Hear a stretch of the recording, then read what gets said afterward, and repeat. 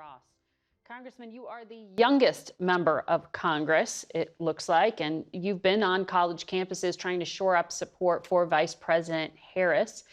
In our CBS polling from earlier this summer, before Harris entered the race, we did see among 40% of young people who responded, they said politics over the last few years makes them feel like there's nothing else they can do. Another 40% said they want to tune out and watch something else.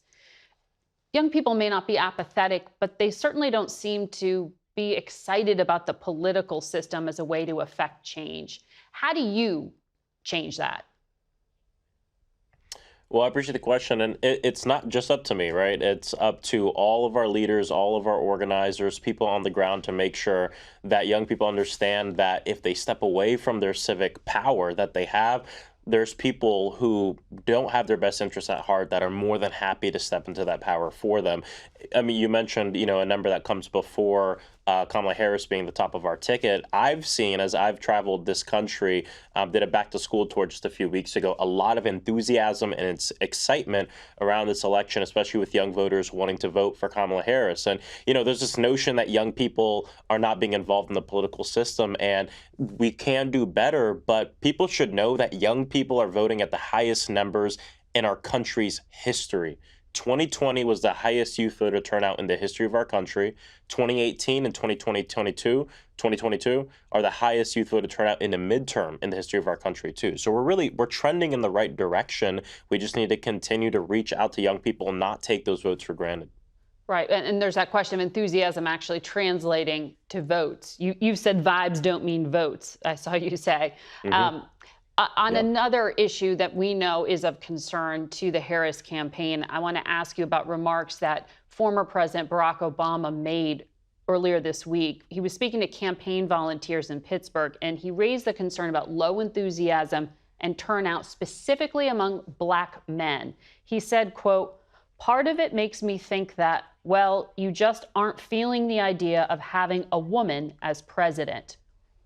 Do you share the former president's concern that this is a dynamic impacting the race? How much of an issue is it for Vice President Harris?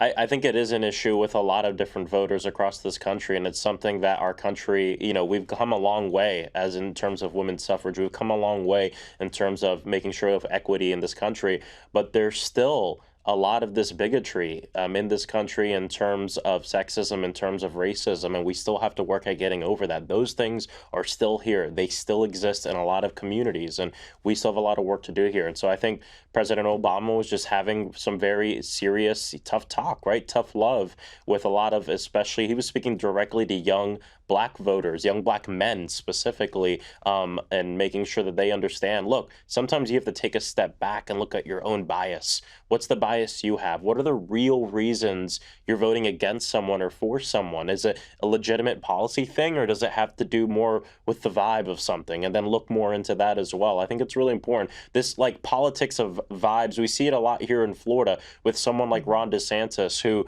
claims to be someone who's for the people and for democracy, yet every chance he gets, he acts like an authoritarian. Then I go to voters who have family members who've escaped countries with authoritarian leaders, and I ask them, why are you voting for someone who's emulating what your parents escaped? And they can't quite explain it. It has to do with the vibes, with the atmosphere the politician has created. And I think we still have to contend with that as a country, and that's what the president was talking about. Congressman, thank you for sharing your insight.